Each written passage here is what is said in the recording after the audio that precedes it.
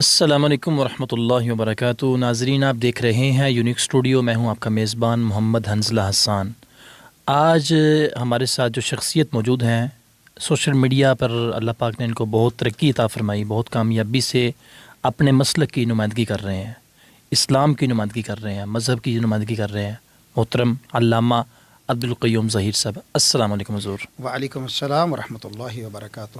حضور، آپ کا ممنون ہوں، آپ نے ہمیں ٹائم دیا، اللہ تعالیٰ آپ کو برکت دے۔ جزاکم اللہ خیر۔ آپ کو اور آپ کے سارے ساتھیوں کو دل کی گہرائیوں سے میرا سلام ہو۔ شکریہ حضور۔ سب سے پہلے یہ فرمائیے، آج کل پاکستان میں غیرت کے نام پر لڑکیوں کا قتل کیا جانا، اس میں اصل کردار کون ہے؟ مطلب کس کا اصل قصور ہے؟ قصورور کون ہے؟ والدین یا اسٹیٹ یا معاشرہ؟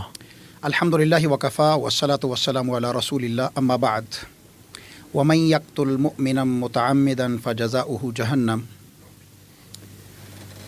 اللہ ذوالجلال والاکرام نے کسی بھی انسان کی جان کو ناجائز طور پر قتل کرنا بہت کبیرہ گناہ قرار دیا ہے۔ ٹھیک ہے۔ اور بالخصوص وہ شخص، وہ مرد یا عورت جو اسلام کا نام لے اور اس کو قتل کیا جائے تو یہ اس سے بھی بڑا سنگین گناہ ہو جاتا ہے۔ ٹھیک ہے۔ ہمارے بدقسمتی سے پاکستان کے نظام تعلیم میں اس قدر سکم موجود ہے کہ ہماری نظام تعلیم نے ڈگریاں تو دی ہیں، کاغذ تو ہاتھوں میں تھمائے ہیں، چٹیں تو ہمیں دی ہیں، رسیدیں دی ہیں، ہماری جو فیسز تھی اس کی، ہمارے بچوں کو، ہماری بچیوں کو انہوں نے باکردار انسان نہیں بنایا۔ اور بالخصوص پھر جب سے ہمارے اوپر سوشل میڈیا کا ایک یلغار اور طوفان آیا، اس سوشل میڈیا کی یلغار اور طوفان میں نہ ماں باپ تربیت کر سکے اپنی اولاد کی، نہ اساتذہ تربیت دے سکے اپنی اولاد کی، نہ ملک کا کوئی ادارہ اور انسٹیٹیوٹ یا حکمران جو ہے انہوں نے اپنے بچوں کی تربیت کی کہ اس طوفان بدتمیزی سے آپ نے تمیز اور تہذیب کے ساتھ کس طرح اپنا حصہ لینا ہے۔ اس وقت سوشل میڈیا پر جو طوفان بدتمیزی بپا ہے، اور میں اسے اگر ڈیجیٹل مجرا کہوں تو یہ بے جانا ہوگا۔ ٹھیک ہے۔ اس وقت طوائف خانہ کھلا ہوا ہے آپ کے سوشل میڈیا کے اوپر، وہاں پر طوفان بدتمیزی بپا ہے۔ وہ بچیاں کہ جو انڈر ایج ہیں، ٹین ایجر بھی انہیں نہیں کہا جا سکتا، وہ بچیاں اس وقت جو ہے وہ ایسے قسم کے غلیظ کنٹینٹ معاشرے کو دے رہی ہیں، اپنے جسم تھرکا رہی ہیں، جسموں کی نمائش کر رہی ہیں، اور وہ خواتین جو شادی شدہ بھی ہیں وہ اپنے جسموں کی اس طرح نمائش کر رہی ہیں پورے معاشرے کے اندر۔ یہ ایک دیمک کی طرح، یہ بلکہ دیمک بھی ایک چھوٹا لفظ ہے، پیٹرول بم کی طرح، جس طرح اس کو پیٹرول کو آگ لگائی جائے، اس طرح معاشرے کے اندر بے حیائی کو عروج دیا جا رہا ہے۔ پھر جب آپ اس طرح معاشرے کے اندر بے حیائی کو عروج دیں گے تو دیکھنے والے آگے جو ہیں ان کے اندر بھی تو وہی جراثیم ہیں۔ جب آپ بے حیائی دکھائیں گے تو اس کو امپلیمنٹ کرنے کے لیے بھی تو کچھ چیز چاہیے۔ شادی کو آپ نے بین کر دیا، آپ نے کہا جی 18 سال سے پہلے آپ نے شادی نہیں کرنی۔ وہ جو دن بھی دیکھ رہا ہے، رات بھی دیکھ رہا ہے، جس کے بیڈ کے اوپر بھی ناچنے والی ناچ رہی ہے، جس کے موبائل میں ہر وقت جو ہے یہی سلسلہ ہے، اس نے پھر کیا کرنا ہے؟ فرسٹریشن تو ہوگی، یا وہ بدکاری کرے گا، یا وہ اپنے جسم کے ساتھ جو ہے وہ خود لذتی کرے گا، یا کسی کی عزت کو جو ہے وہ ہاتھ دھوئے گا، اور آگے سے اگر نو ہو گیا تو پھر کیا ہوگا؟ شوٹ۔ جیسا کہ ابھی آپ کے اسلام آباد میں کیپٹل سٹی کے اندر ثنا یوسف نامی ایک ٹک ٹاکر کو ایک دوسرے ٹک ٹاکر نے مار دیا۔ ایک ٹک ٹاکر فیمیل کو ایک میل ٹک ٹاکر نے اس لیے مار دیا کہ جو میڈیا کی سٹوری ہے، حقیقت تو اللہ جانتا ہے کہ وہ لڑکا اس لڑکی کو، ثنا یوسف کو پسند کرتا تھا یا اس کے ساتھ تعلق بنانا چاہتا تھا، اور وہ لڑکی اس کو جو ہے وہ نو کر رہی تھی، اور بالآخر اس کی جان لے لی گئی۔ اور یہ پہلا کیس نہیں ہے، اس سے پہلے پتہ نہیں کتنی عزتیں، کتنے جنازے اٹھ چکے ہیں۔ اس وقت سوشل میڈیا پر جو سب سے بڑا طوفان بدتمیزی ہے وہ اپنے جسم کو دکھا کر ڈالر کمانا ہے۔ اس کی وجہ سے ہمارے معاشرے کے اندر امن و سکون بھی غارت ہو گیا ہے، علم بھی ناپید ہوتا جا رہا ہے۔ لوگ کہتے ہیں پڑھ کے کیا کرنا ہے؟ میں آپ کے سامنے ایک مثال رکھنے لگا ہوں سوشل میڈیا پر۔ جی۔ فاطمہ پاکستانی نامی ایک لڑکی ہے، ہاں جی، بالکل، جو 6 کلاس کی بچی اور غریب خاندان سے، اس کی ماں نے، اصل میں اس کے پیچھے جو چراغ عورت ہے وہ خاتون ہے، فاطمہ کی ماں، اس نے اپنی بیٹی کو بنا کے، سوار کے، سجا کے لوگوں کے سامنے پیش کرنا شروع کر دیا، لائیو پروگرام، اور پھر پھول مارو اس کو، اور اس کو شیئر بھیجو، اور یہ کرو اور وہ کرو۔ اب جب آپ بچیوں کو، ایک طرف ہمارے ملک میں چائلڈ لیبر قانون موجود ہے کہ آپ بچوں سے مشقت نہیں کروا سکتے اگر وہ انڈر ایج ہیں، ان کی تعلیم کا وقت، اور دوسری طرف آپ نے بچیوں کو یا بچوں کو یہ تعلیم دے دی کہ آپ اٹھائیے کیمرہ، اٹھائیے جناب مائک، اور اپنے جسم کو دکھائیے، آپ کو ڈالر ملیں گے۔ تو پھر پڑھنے کی طرف کون جائے گا؟ بالکل ٹھیک ہے۔ اس طرف ہمارے معاشرے کے اندر جو فساد ہے اور قتل و غارت ہے وہ غیرت کے نام پر نہیں ہو رہا، مجھے میسر نہیں ہے اس نام پر ہو رہا ہے. اور میں یہاں پر یہ کہنا چاہتا ہوں کہ غیرت کے نام پر اگر کوئی شخص اپنی بیٹی کو، اپنی بیوی کو، اپنی بہن کو قتل کرتا ہے تو اس کے قتل کی سنگینی ختم نہیں ہوگی. غیرت کے نام پر کسی بھی جان کو مار دینا، قتل کر دینا، یہ بھی کبیرہ گناہ ہے اور حرام ہے. ٹھیک ہے. اس میں اصل قصوروار آپ کس کو ٹھہرا رہے ہیں؟ اسٹیٹ کو، معاشرے کو، یا والدین کو؟ اس میں سب سے بڑی بات تو یہ کہوں گا کہ اسٹیٹ جو ہے ماں ہوتی ہے، ریاست، بالکل ٹھیک ہے، اس کو کہوں گا. اس کا نظام چیک اینڈ بیلنس نہیں ہے. ٹھیک ہے. آپ نے سوشل میڈیا پر جو آواز آپ کو پسند نہیں ہے اس کو تو آپ چینل کو بھی ڈیلیٹ کر دیں گے. بالکل ٹھیک ہے. اور جس چیز کو آپ پروموٹ کرنا چاہتے ہیں، وہ چاہے ٹین ایجر بچی ہو، چاہے وہ ہائی اسکول کی بچی ہو یا مڈل کلاس کی بچی ہو، آپ اسے کہیں گے ٹھیک ہے، ناچتی ہے ناچے، تھرکتی ہے تھرکے. لوگوں کو تو انگیج کیا ہوا ہے. آپ کو اگر آواز پسند نہیں ہے کسی عالم دین کی تو آپ اس کی آواز کو بند کروا دیں گے، اس کو جماعت سے نکلوا دیں گے کہ نہیں، اس کی آواز جو ہے ہم نہیں سننا چاہتے کیونکہ ہمارے کان. اور بچیاں بچے اس وقت بے حیائی میں اور بدکاری میں، اور خواتین اور مرد اس قدر آگے بڑھ چکے ہیں، آپ کے کانوں پر جو نہیں رینگتی. اور دوسری بڑی بات جو میں نے کہا کہ ہمارا نظام تعلیم جو لارڈ میکالے نے انگریز کے دور میں بر صغیر کے اندر پاکستان کے نظام تعلیم، دنیا بھر کے بر صغیر کے نظام تعلیم پر ضربے کاری لگائی، ہماری کتاب و سنت اور 1400 سال کی ایک عظیم الشان نظام تعلیم کو اس نے اٹھا کے باہر پھینک دیا، اور لارڈ میکالے کا وہ گندا نظام تعلیم یہاں پر کو ایجوکیشن کی شکل میں آیا. آج کوئی یونیورسٹی ایسی نہیں ہے جس میں بے حیائی نہیں ہو رہی، جس میں بدکاری نہیں ہو رہی، جس میں ڈانس نہیں ہو رہا. ڈانس تو بہت چھوٹی سی بات ہے، جس میں ریپس نہیں ہو رہے، جس میں جو ہے وہ ہم آہنگی کے ساتھ ایک دوسرے کے ملی بھگت کے ساتھ تو میری میں تیرا ایسے معاملات نہیں ہو رہے. یہ آئے روز کے واقعات ہیں. تو آپ جب تک اپنے نظام تعلیم کو پاک نہیں کریں گے، اپنے بچوں کی ذہنی تربیت نہیں کریں گے، آپ سمجھتے ہیں کہ پاکستان جو ہے وہ کسی صحیح راستے پر آ جائے گا؟ تو بالکل نہیں ہوگا. بالکل ٹھیک ہوگا، بالکل ٹھیک ہوگا. حضور یہ فرمائیے، حکومت سینموں کے لیے، فلم انڈسٹری کے لیے، اسی طرح اور بھی جتنے بھی یہ دوسرے معاملات ہیں، کنجر خانے ہیں، ان کے لیے فنڈ مختص کرتی ہے، مدارس اور مساجد اور علماء اکرام کے لیے کیوں نہیں کرتی؟ اس کے پیچھے ریزن کیا ہے؟ سب سے پہلی بات یہ ہے. دوسری بات یہ ہے کہ کیا آپ سمجھتے ہیں کہ اس میں بھی علماء کا قصور ہے؟ جو ظاہر ہے اوپر بیٹھے ہوئے ہیں علماء، ان کو چاہیے نا کہ اگر بل پاس ہو رہا ہے، جو ہمارے علماء اکرام سینٹ میں موجود ہیں، اسمبلی میں موجود ہیں، ان کو چاہیے کہ وہ اپنا حق ادا کریں، علماء اکرام کے لیے، مساجد کے لیے، مدارس کے لیے جو بل پاس کروائیں، ان کا بھی فنڈ رکھوائیں. ٹھیک ہے. یا پھر حکومت ان کو سیریس لیتی نہیں ہے کہ یار ٹھیک ہے، مولوی آپس سے گالے لڑتے رہنا، مرتے رہنا؟ پہلی تو بات یہ ہے کہ حکومت کی ترجیح دین نہیں ہے، اسلام نہیں ہے. بدقسمتی سے ہمارے ملک کا نام اسلامی جمہوریہ پاکستان ہے. اگلی بات یہ ہے کہ ہمارے جو وہ لوگ اس وقت قومی اسمبلی میں ہوں یا سینٹ میں ہوں، ان کو عوام نے تو منتخب نہیں کیا ہوتا. وہ تو کسی مخصوص فارم کے اوپر جو ہے وہ آتے ہیں، اور پھر ان کو کیا لگے کہ پاکستانی قوم کے ساتھ یا مسجد کے ساتھ یا مدرسے کے ساتھ یا طلباء کے ساتھ کیا معاملہ ہو رہا ہے. ایک شخص نے بات کی تھی کہ پاکستان کے 25 لاکھ بچے ہیں جو دینی مدارس میں پڑھنے والے ہیں، اور ان کا کوئی والی وارث نہیں ہے. اس نے کہا تھا یہ ہمارے بچے ہیں، یہ جج کیوں نہیں لگ سکتے، یہ جرنیل کیوں نہیں لگ سکتے، یہ ڈاکٹر کیوں نہیں بن سکتے، یہ انجینئر کیوں نہیں بن سکتے. اس کا انجام دیکھا ہے، آج اڈیالہ جیل میں پڑا ہوا ہے. تو اگر آپ پاکستانی قوم کے بچوں کو معمار، جو نئی نسل کے معمار ہیں، ان کو تربیت نہیں دیں گے تو پھر کیا ہوگا؟ اسلامی یونیورسٹی بہاولپور، اسلامیہ یونیورسٹی بہاولپور، یہ ایک مدرسہ تھا. آپ نے اس مدرسے کو جو ہے وہ یونیورسٹی اور کو ایجوکیشن کا سینٹر بنا دیا. 2 سال پہلے کی بات ہے کہ وہاں پر جتنا بڑا سکینڈل آیا آپ کے سامنے ہے. ایک طوفان بدتمیزی تھا، اور اس کو کس طرح ایک اس وقت کے وزیر نے، وفاقی وزیر نے اس کو کس طرح ڈیمالش کیا، کیونکہ اس کا اپنا بیٹا شامل تھا. ابھی ریسنٹلی وہاں پر اسلامی یونیورسٹی بہاولپور کے اندر، میں ایک اسلامیہ یونیورسٹی کی بات نہیں کر رہا، یہ تو نواب صادق بہاولپور کے جو تھے ان کا یہ مدرسہ تھا، بہت بڑا جامعہ تھا. وہاں پر دین کے بڑے بڑے علماء، اساتذہ تھے. بدقسمتی سے ہماری اس اسلامی درسگاہ کو یونیورسٹی کے اندر بدل دیا گیا، اور آج تک پورے پاکستان میں کبھی کوئی یونیورسٹی، اس کو تو مدرسے کا سٹیٹس نہیں دیا گیا.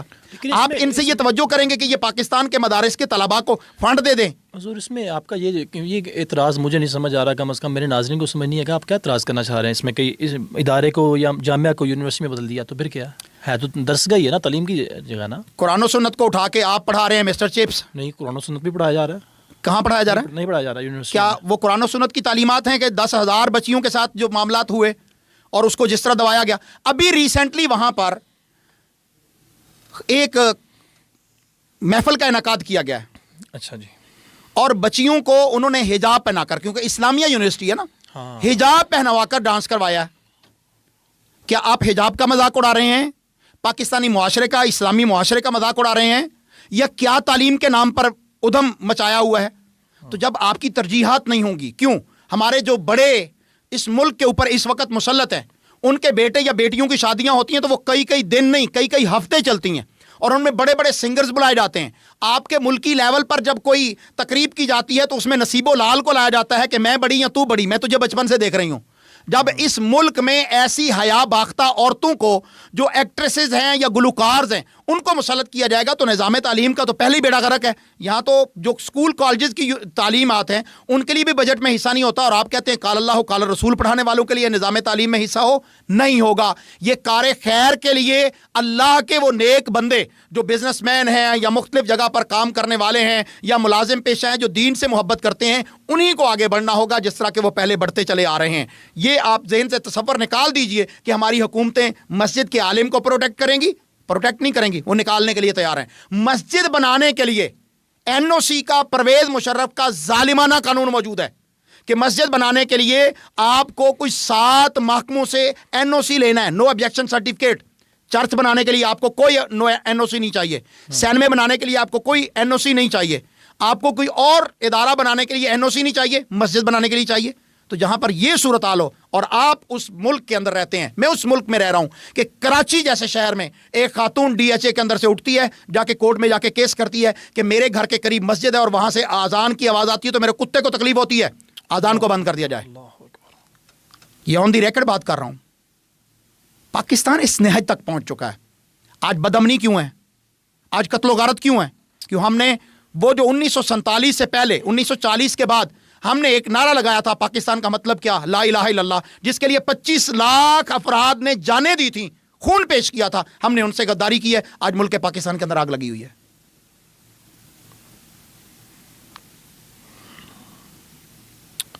اللہ اکبر۔ اللہ تعالیٰ ہمارے حال پر رحم فرمائے۔ آمین ثم آمین۔ اچھا، اگلا سوال ہے حضور، یہ فرمائیے ان حالات میں یہ جو حالات چل رہے ہیں، چونکہ علماء قراء کی بیچاروں کی تھوڑی تنخواہیں ہیں، اسٹیٹ تو ان کو کچھ بھی دینے کے لیے تیار نہیں ہے، جیسے آپ نے کہا کہ ان کی اسٹیٹ کی یہ نہ وہ ذمہ داری سمجھتے ہیں اور نہ وہ قبول کرتے ہیں اس کو، ان حالات میں علماء کرام کے لیے قربانی کرنا کیا حکم ہے اس بارے میں؟ قربانی، اللہ ذوالجلال والاکرام نے فرمایا فَصَلِّ لِرَبِّكَ وَانْحَرْ، نماز پڑھیے، قربانی کیجیے۔ تو جس طرح نماز عبادت ہے اس طرح قربانی عبادت ہے۔ نماز فرض ہے، قربانی فرض نہیں ہے، سنت ہے۔ جس کے پاس استطاعت ہوگی وہ قربانی کرے گا، جس کے پاس استطاعت نہیں ہوگی وہ قربانی نہیں کرے گا۔ لیکن آپ کے اندر تڑپ پیدا ہوگی تو آپ قربانی کریں گے۔ میں عموماً بہت سارے علماء کو جانتا ہوں جو اس لیے قربانی نہیں کرتے کہ اگر ہم نے قربانی کر لی تو گوشت اکٹھا نہیں ہوگا۔ وہ تو بہت سارے ایسے لوگ ہیں نا کہ جو مجبور ہیں، جن کے پاس اتنی ہمت ہی نہیں ہے، تنخواہیں اتنی کم ہیں کہ ان کے گھر کا گزارا، بجلی کے بل اتنے طوفانی اور سوئی گیسز کے بل اور دیگر یوٹیلیٹی کے بل، بچوں کی تعلیم کا خرچہ نہیں پورا ہوتا۔ اللہ ان کے رزق میں برکت ڈال دیتا ہے جس کی وجہ سے ہو جاتا ہے۔ لیکن ایسے بھی بہت سارے ہیں کہ وہ جان بوجھ کے نہیں کرتے کہ اگر ہم کریں گے تو ہمیں گوشت نہیں ملے گا، پتہ چلے گا حضرت صاحب نے تو خود کیا ہوا ہے۔ یہ بھی ایک متبائی۔ اگر آپ کے تصور میں یہ ہو کہ میں اللہ کا قرب حاصل کرنا چاہتا ہوں، کیونکہ قربانی کا مقصد کیا ہے؟ لن ینال اللہ لحومها ولا دماؤها ولکن ینالہ التقوی منکم، کہ تمہارے دل کی کیفیت کو اللہ نے دیکھنا ہے۔ اگر آپ نے اللہ کو راضی کرنے کی کوشش کرنی ہے تو اللہ تعالیٰ آپ کے لیے اسباب بھی پیدا کر دے گا۔ بالکل ٹھیک ہے۔ تو قربانی کرنے کی ہمت کیجئے۔ علماء کرام کو چاہیے کہ وہ صرف جو ہے وہ لینے والے نہیں بنے، دینے والے بنے، اس کے لیے ایفرٹ کریں۔ ضروری نہیں ہے کہ اگر آپ کو مسجد جو ہے وہ تنخواہ نہیں دے رہی تو آپ پھر بھی مسجد کے ساتھ چمٹے رہیں۔ اس وقت تو بدقسمتی یہ ہے کہ ایک مزدور کی ماہانہ انکم جو ہے وہ ایک امام مسجد سے اور ایک خطیب سے 2 گنا ہوتی ہے۔ ایک خاکروب جو ہے نا جھاڑو دینے والا، اس کی تنخواہ ایک مسجد میں 5 وقت کے نماز پڑھانے والے یا قرآن کے قاری سے زیادہ ہے۔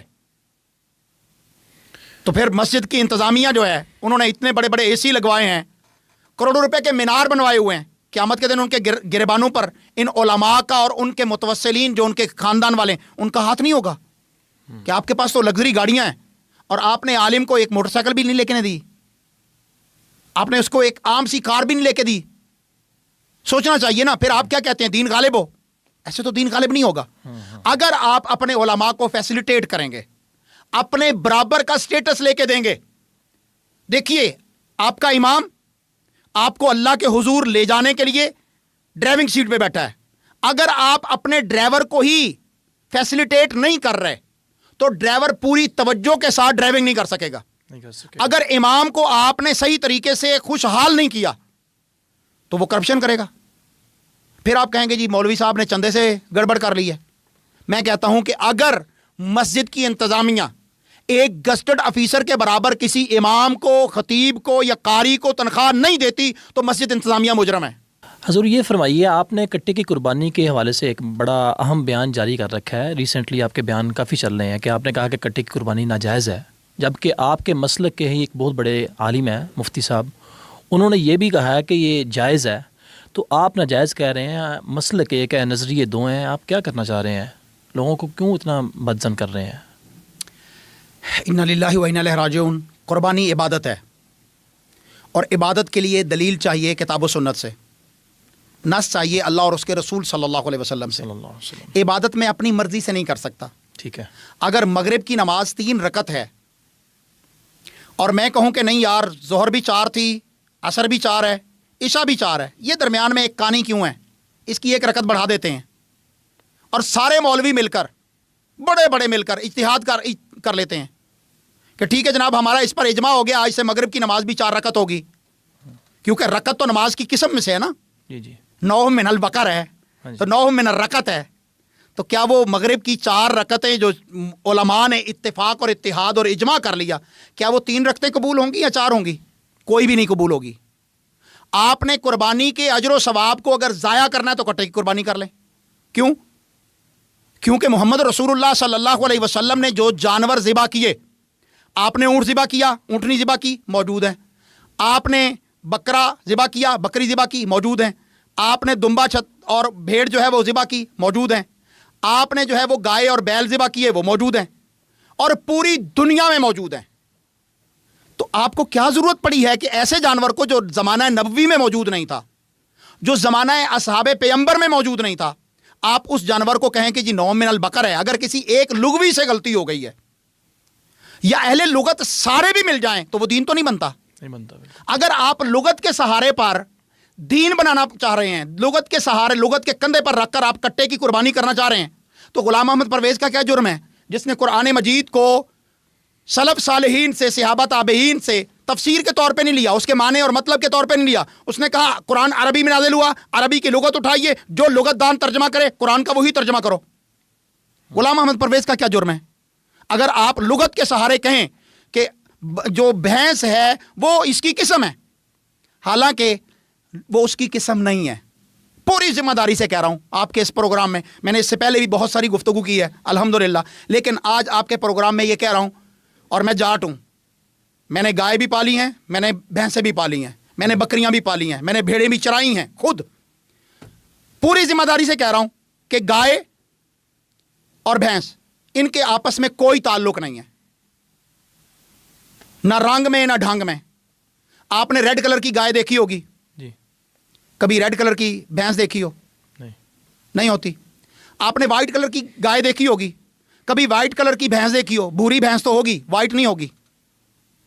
آپ نے اور بہت سارا کچھ، آپ نے کبھی کوئی گائے دیکھی ہو اس کے سینگ نہیں ہوتے، ایسی گائے بھی ہوتی ہیں جن کے سینگ نہیں ہوتے. کوئی بھینس ایسی تو دکھاؤ جس کے سینگ نہ ہو.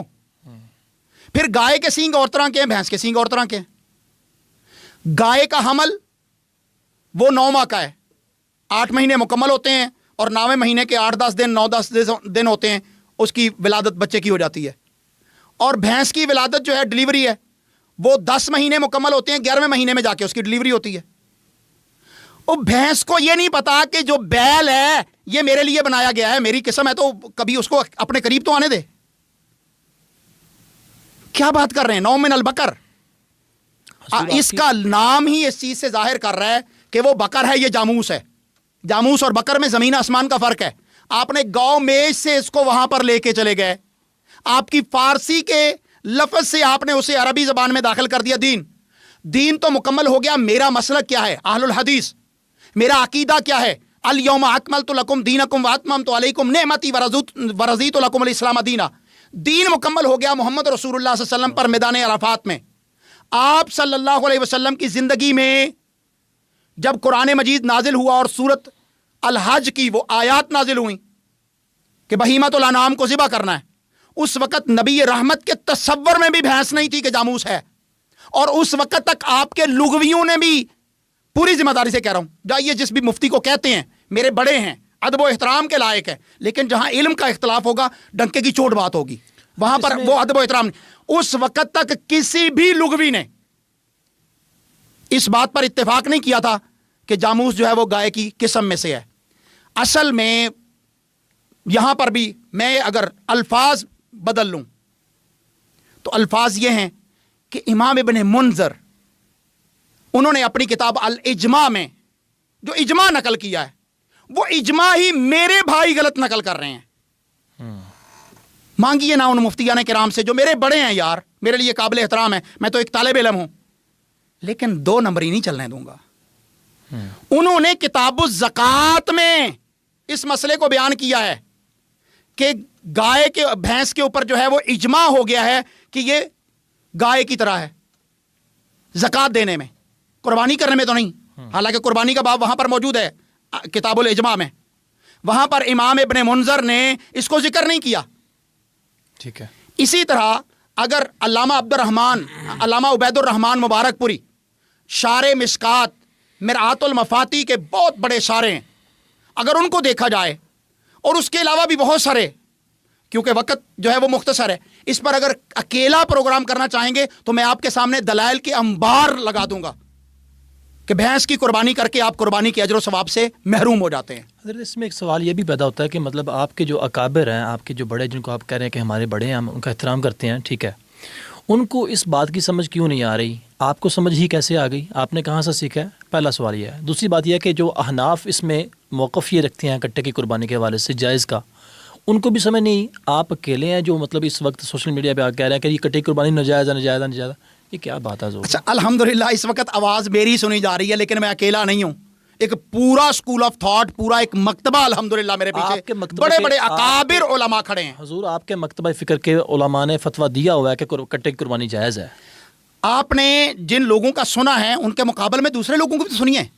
میرے شیخ، میرے استاد العلامہ المفتی عبید اللہ عفیف رحمۃ اللہ رحمتاً واسعہ فتاوی محمدیہ کے آتھر جو تھے، ان کا فتویٰ ہے کہ قربانی جو ہے وہ گائے کی نہیں بھینس کی نہیں ہو سکتی۔ اسی طرح میرے استاذوں کے استاد، یعنی میرے دادا استاد محدث العصر علامہ محمد عبداللہ روپڑی رحمۃ اللہ تعالی علیہ، ان کا فتویٰ ہے، فتاوی جو ہے اہل حدیث، اس کے اندر دیکھ لیجئے، ہمارا معروف فتاوی ہے فتاوی اہل حدیث۔ تو اگر آپ کہیں جی فتاوی جو ہے وہ ثنائیہ کے اندر موجود ہے یا فتاوی نظیریہ کے اندر موجود ہے، تو علماء کو غلطی بھی لگ سکتی ہے، وہ غلطی کو نکالنا چاہیے نا۔ آپ بیٹھ جائیں، بیٹھ کے ان کا مسئلہ حل کریں آپس میں، جو مطلب یہ اگر آپ حق پر ہیں تو ان کو منائیں نا کہ حضرت آپ غلط کہہ رہے ہیں، وہ کیوں بیان کر رہے ہیں؟ میں آپ سے پوچھنا چاہ رہا ہوں، گائے مر گئی ہے؟ نہیں مری۔ آپ کے علاقے میں ملتی ہے؟ بالکل ملتی ہے۔ وافر ملتی ہے؟ بالکل ملتی ہے۔ تو پھر جو قربانی نبی کریم صلی اللہ علیہ وسلم نے کی ہے وہ آپ کیوں نہیں کر رہے؟ حضور میرا اگلی بات، میں پوائنٹڈ اگلی بات سمجھیے گا کہ نبی رحمت صلی اللہ علیہ وسلم پر جو قرآن نازل ہوا ہے سورۃ المائدہ میں، اللہ نے نماز کا حکم دیتے ہوئے کیا کہا ہے؟ جب بھی آپ نے نماز کے لیے کھڑے ہونا ہے وضو کرنا ہے۔ جی ٹھیک ہے۔ وضو کس چیز سے ہوتا ہے؟ پانی سے۔ پانی سے۔ اور اگر پانی بھی موجود ہو، بندہ بیمار ہو اور وہ وضو نہ کر سکتا ہو تو کیا کرے گا؟ تیمم کرے گا۔ تیمم کرے گا۔ اور اگر بندہ ٹھیک ہے، تندرست ہے، بیمار بھی نہیں ہے، بیماری کا خدشہ بھی نہیں ہے، اور وہ پانی کے ہوتے ہوئے تیمم مٹی کے ساتھ کر لے گا، اس کی نماز ہو جائے گی؟ نہیں جائز۔ آپ سے پوچھ رہا ہوں، جائز نہیں ہے؟ آپ بتائیں، آپ عالم ہیں، میں تو عالم نہیں ہوں نا۔ بالکل جائز نہیں ہے، اس کی نماز نہیں ہوگی۔ کیوں؟ اصل کیا ہے؟ پانی کے ساتھ وضو کرنا۔ ٹھیک ہے۔ پانی کا آلٹرنیٹ دیا گیا کہ اگر پانی موجود نہ ہو یا کوئی بیماری کا بہت زیادہ پرابلم ہو تو تب آپ اتنی دیر تک کے لیے کر سکتے ہیں جب تک پانی میسر نہ ہو یا بیماری دور نہ ہو جائے، آپ تیمم کر لیں، یعنی نماز نہیں چھوڑنی، اس کا آلٹرنیٹ دے دیا گیا۔ ٹھیک ہے۔ اگر گائے دنیا میں مفقود ہو جائے، جس علاقے میں آپ رہتے ہیں وہاں پر گائے نہ ہو، تو آپ بھینسیں کر لیں یار، کٹے کی کر لیں، حلال جانور ہے نا۔ لیکن جب وہ وافر موجود ہے اور رسول رحمت صلی اللہ علیہ وسلم سے لے کر صحابہ، تابعین، تبع تابعین، محدثین، سب نے جو ہے وہ گائے کی قربانی کے اوپر تو کوئی اشکال نہیں اترا ہے۔ حضور میں بات یہ کر رہا ہوں، اگر آپ حق پر ہیں، آپ اتنے ڈنکے کی چوٹ آپ یہ کہہ رہے ہیں کہ کٹے کی قربانی جائز نہیں ہے، آپ کو گائے ملتی ہے، آپ کو سارا کچھ بچڑا ملتا ہے، آپ کو بکرا ملتا ہے، ہر چیز ملتی ہے، میں کہہ رہا ہوں کہ آپ اپنے بڑے سے، آپ کے بڑے ہیں نا، آپ کہہ رہے ہیں کہ ہمارے بڑے ہیں، آپ بیٹھ جائیں نا یار، ان سے جا کے بیٹھ کے بات کر لیں، آپ اس میں کوئی مسئلہ نہیں ہے، آپ توہین سمجھتے ہیں اپنی؟ میں توہین نہیں سمجھتا، آپ انتظام کیجئے، بیٹھ جاؤں گا. نہیں، آپ ان کے پاس آپ چلے جائیں نا. انتظام کر لیجئے، میں بیٹھ جاؤں گا. آپ کہہ رہے ہیں کہ بڑے ہیں تو آپ چلے جائیں ان کے بھائی پاس. بڑے ہیں، میں کہتا ہوں انتظام کر لیجئے نا، ٹھیک ہے، تاکہ ہماری گفتگو جو ہے وہ پھر سب کے سامنے ہو. بیٹھ جائیں گے ہم. حضور مناظرہ نہیں کرنا، صرف اور صرف آپ نے آپس میں جو بات ہے افہام و تفہیم والی وہ کرنی ہے، مناظرہ تو نہیں کرنا. ہم نے کیوں لیک کریں وہ بات؟ میں صرف میرا یہ بات کرنے کا مقصد یہ ہے کہ حضور آپ کے بڑے ہیں نا، آپ کہہ رہے ہیں کہ ہمارے بڑے ہیں، ہم ان کا احترام بھی کرتے ہیں، تو آپ بیٹھ کیوں نہیں جاتے؟ آپ عوام کو کیوں اس طرح مطلب؟ اچھا، صرف اہل حدیث تو اس کے جو چند ایک لوگ ہیں وہ قائل نہیں ہیں. احناف ان کے نزدیک تو ہے ہی ہے. پہلے آپ اہل حدیث کی طرف سے دعائیں نا. اہل حدیث کا تو میں الحمدللہ ایک موقف بیان کر رہا ہوں اور بڑا ذمہ داری سے کر رہا ہوں. اگر آپ مغرب کی نماز 4 رکعت نہیں پڑھ سکتے کیونکہ رسول اللہ صلی اللہ علیہ وسلم نے 3 پڑھی ہیں، تو رسول اللہ صلی اللہ علیہ وسلم نے جن جانوروں کی قربانی کی ہے ان کے ہوتے ہوئے آپ اس کی قربانی کریں گے تو کہاں سے فتویٰ لائیں گے؟ سر میں آپ کی بات مان گیا، 100% آپ کی بات مان گیا کہ آپ بالکل ٹھیک فرما رہے ہیں. میں صرف بات یہ کر رہا ہوں کہ آپ اپنے بڑوں سے کیوں نہیں بیٹھتے، کیوں نہیں مسئلہ حل کرتے؟ آپ کے اسکول آف تھاٹ کے لوگ ہیں نا وہ. میں یہ کہہ رہا ہوں کہ آپ کے ناقدین کو کیوں یہ موقع ملتا ہے کہ آپ کے اوپر بولیں؟ وہ صرف میرے ناقدین نہیں ہے، کتاب و سنت کے ناقدین ہیں. آپ کے مسلک کے ناقدین. میرے ناقدین تو میرے لیے ان کے ہاں احترام موجود ہے، انشاءاللہ کوشش کریں گے بیٹھنے کی. تو پھر یہ مسئلہ حل کیجئے نا. میرا صرف ریکویسٹ آپ سے یہ ہے کہ مسئلہ حل کیجئے. عوام اس سے 2 رائے لے رہی ہے. اب میں آپ کو بتاتا ہوں، میں اپنے پروگرام میں ایک مفتی صاحب ہے، میں نے ان کا انٹرویو کیا، انہوں نے مجھے کہا جی کٹے کی قربانی جائز ہے، میرے پروگرام میں کہا. وہ میں نے جب آن ایئر کیا، بہت سارے لوگوں نے میرے ساتھ رابطہ بھی کیا، بہت سارے لوگوں کے مجھے کمنٹس بھی آئے کہ یار یہ تو کیا کر رہا ہے، کٹے کی قربانی جائز نہیں ہے. ٹھیک ہے، جیسے آپ کا موقف ہے ایسے ہی لوگوں نے کہا. لیکن بہت سارے لوگوں نے ایسا بھی کہا کہ یار یہ تو نے بہت اچھا کام کیا ہے، یہ وہابیوں میں گروہ ہے وغیرہ وغیرہ، جو پھر آگے انہوں نے کہا. لیکن میرا صرف میں ایک ادنا سا طالب علم ہوں، گزارش کر رہا ہوں کہ آپ بیٹھ جائیے ان کے ساتھ، اپنے اکابر کے ساتھ بیٹھ جائیے اور بیٹھ کے اس مسئلے کا کچھ سلوشن نکالیے مثبت. کیوں نہیں نکل اچھا، سکتا؟ پہلی تو بات یہ کہ ہم وہابی نہیں ہیں، اہل حدیث ہیں. اہل حدیث ہے. وہابی تو ہمیں ہمارے جو کرم فرما ہیں، ناقدین ہیں، ہمارے جو کرم فرما ہیں، جی کرم فرما ہے، وہ ہمارے اوپر کرم فرمائی کرتے ہیں، ہمیں وہابی کہتے ہیں. ہم اہل حدیث ہے، ایک بات. دوسری بات یہ کہ کوشش کرتے ہیں کوئی ایسا پلیٹ فارم انشاءاللہ علماء کے ساتھ بیٹھتے ہیں اور بیٹھ کے ان کی محنت کرتے ہیں کہ جب اصل موجود ہے تو آپ جو ہے وہ اصل کی بجائے نقل کی طرف کیوں جاتے ہیں؟ بالکل ٹھیک ہو گیا، بالکل ٹھیک ہو گیا. حضور یہ فرمائیے یزید کے متعلق آپ کی کیا رائے ہے؟ آپ اس میں اپنے ہی اکابر علماء کرام کی رائے کے مد مقابل چل رہے ہیں، آپ کو نیا مسلک تیار کر رہے ہیں؟ نو کمنٹس. کیوں؟ آپ نے میرا کہاں دیکھا کہ میں اپنے اکابر کے مد مقابل چل رہا ہوں؟ مطلب آپ اس کا سوال ہی غلط ہے. نہیں، سوال آپ نے کیا میرے متعلق سن لیا جیسے اس یا میری کیا گفتگو آپ نے سامنے لائے ہیں؟ آپ نے کہا کہ آپ نے یزید کے متعلق میں نے بیان سن رکھے ہیں آپ نے کہ یزید کے متعلق آپ نے کہا کہ یزید، بلکہ یہاں تک آپ نے بھی شاید کہہ رکھا کہ یزید مومنوں کا امام ہے. اچھا، آپ نے یہاں تک بھی کہہ رکھا ہے. لیکن میرا سوال یہ کہ آپ کے مسئلے کے لوگ، آپ کے اسکول آف تھاٹ کے لوگ کہتے ہیں کہ یزید ایک ظالم بادشاہ تھا. آپ کس لحاظ سے اس کو پھر اچھا، پہلی تو بات یہ ہے کہ آپ کوئی ایسا جملہ لائیے. کون سا؟ جو میرے متعلق آپ بیان کر رہے ہیں. میں یہ نہیں لا سکتا.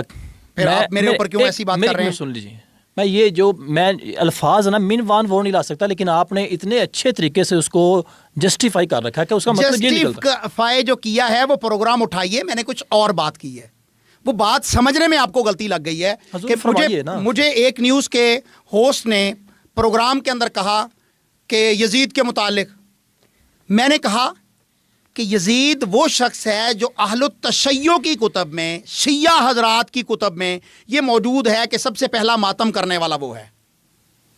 یزید وہ شخص ہے، یہ شیعہ کی کتاب سے میں کلیم کر رہا ہوں. شیعہ انکار تو کر کے دکھائیں، میں ان کی کتاب جلاء العیون سے دکھا سکتا ہوں. میں نے کہا یزید وہ شخص ہے کہ جس نے سیدنا حسین رضی اللہ تعالیٰ عنہ کے قاتل کو قتل کرنے کا حکم دیا، اور جلاء العیون ملا باقر مجلسی کی کتاب ہے شیعہ کی، اس کے اندر موجود ہے. اب ایسے بندے کو آپ دیجئے گالیاں، بھیجئے اس پر لعنت کہ جس نے حسین رضی اللہ عنہ کے قاتل کو قتل کرنے کا حکم دیا. آپ بھیجئے لعنت اس بندے پر کہ جس نے سب سے پہلے ماتم کیا، آغاز کیا، جس کے گھر میں چیخو پکار ہوئی. اس کے علاوہ تو میرا جملہ ہی کوئی نہیں ہے. اب مجھے کس لیے بلیم کر رہے ہیں بتائیے؟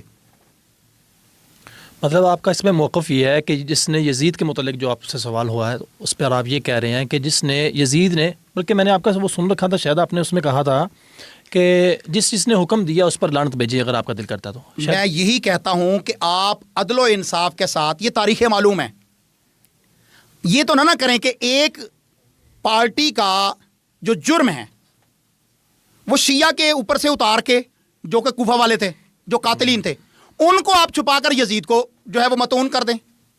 جرم تو ثابت کریں نا. شیعہ کی کتب سے، میں ایک طالب علم ہوں، میں نے تشیع کو بھی پڑھا ہے، میں نے تسنن کو بھی پڑھا ہے، میں دیگر فرق کو بھی پڑھتا ہوں. ٹھیک ہے. جو سب سے بڑے سیدنا حسین رضی اللہ تعالیٰ عنہ کے مظلومانہ واقعے کے اوپر دکانداری چمکا کے بیٹھے ہیں، ان کی اپنی کتابیں ان کو جھٹلا رہی ہیں. میں تو یہ کہتا ہوں جو شخص بھی سیدنا حسین رضی اللہ تعالیٰ عنہ کو قتل کرنے میں ملوث تھا، اس پر اللہ کی لعنت، فرشتوں کی لعنت، تمام مسلمانوں کی لعنت. جس نے سیدنا حسین رضی اللہ تعالیٰ عنہ کو شہید کرنے کا حکم دیا تھا، وہ چاہے یزید ہی ہو، ایکس وائی زی کوئی بھی ہو، اس پر اللہ کی لعنت. بالکل ٹھیک ہوگا، بالکل ٹھیک ہوگا، مسئلہ حل ہو گیا. ٹھیک ہے. حضور یہ فرمائیے، انجینئر محمد علی مرزا سے آپ کو کیا اختلاف ہے؟ آپ کے مسلک والوں کو کیا اختلاف ہے؟ یا یہ جو مسالک ہیں ان کو کیا اختلاف آتا ہے اس سے؟ وہ بھی تو دین کا کام کر رہا ہے. یا پھر آپ یہ کہتے ہیں کہ جس کے اوپر لیبل لگا ہوگا کہ یہ اہل حدیث ہے یا دیوبندی ہے یا بریلوی ہے، وہی صرف مسئلہ کا کام کر سکتا ہے، دین کا کام کر سکتا ہے، ورنہ کام نہیں کر سکتا؟ اچھا، پہلی تو بات یہ ہے کہ آج دنیا کے اندر ہمیشہ اس بندے کو ویلڈ مانا جاتا ہے جو اس فیلڈ کا ایکسپرٹ ہو، ماہر ہو. ڈاکٹر نے ڈگری لی ہے MBBS کی اور جا کے بنا رہا ہے جناب وہ کوٹھیاں، پلازے. کیوں؟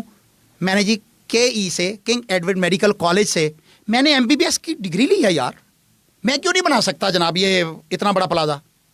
کون مانے گا؟ کون دے گا اس کو سیلری؟ رکھے گا کوئی اسے ملازمت پر؟ نہیں، کہ تیری اس فیلڈ کے متعلق نالج نہیں ہے. اگر آپ دین کو اتنا ہی مظلوم سمجھتے ہیں، اتنا ہی لوارث سمجھتے ہیں، تو پھر غلام محمد پرویز، اس کا بھی یہی کام تھا.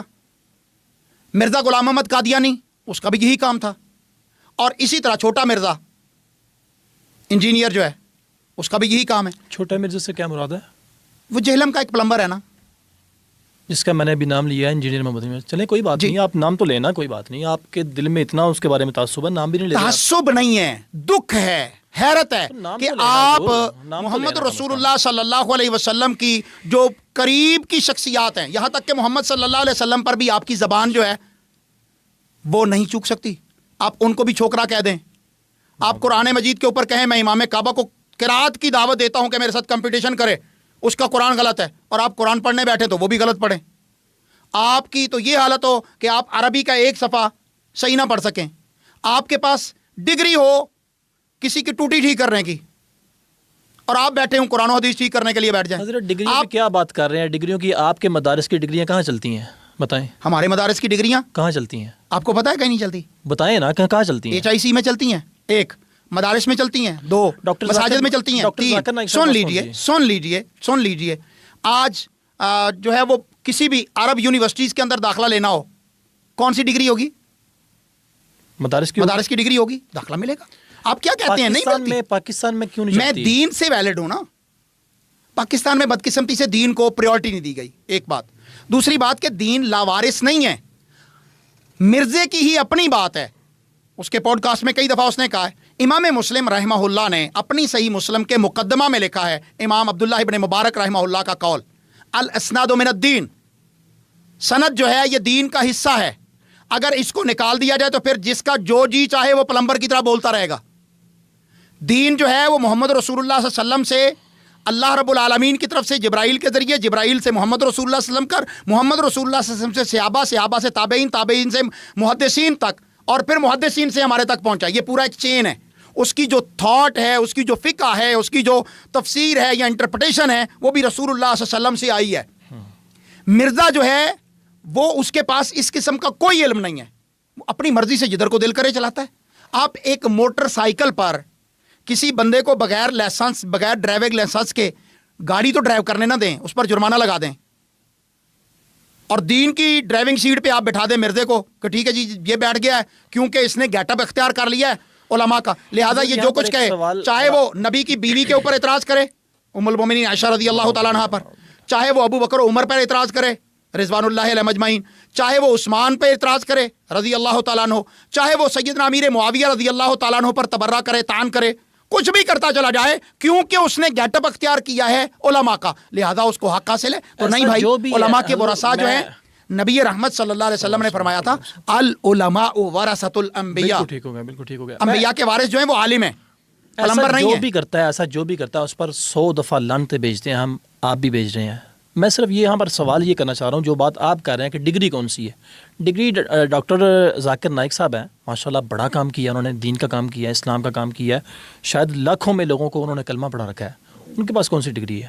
اگر ڈگری ہی معیار ہے تو ذاکر نائک کا استاد احمد دیدات، ٹھیک ہے، اس نے باقاعدہ اس کی تربیت کی، تعلیم دی تقابل ادیان پر، کمپیریٹو اسٹڈی آف ریلیجن، اس کا وہ ماسٹر ہے۔ اگر آپ اسے مفتی کا ٹائٹل یا اسے اسلام کا اس طرح جو ہے وہ کہیں گے تو اس سے غلطی بھی ہو سکتی ہے۔ ہم کہتے ہیں کہ مرزا نے اگر شوق پورا کرنا ہے دین کا کرے، لیکن جا کے کہیں سے پڑھے تو صحیح نہ دین، تو وہ کسی کہتے ہیں استاد کو تو پکڑے۔ وہ کہتے استاد ہیں کس میرے کو پکڑا؟ استاد اپنے جیسے ایک قذاب اسحاق جھالوی کو،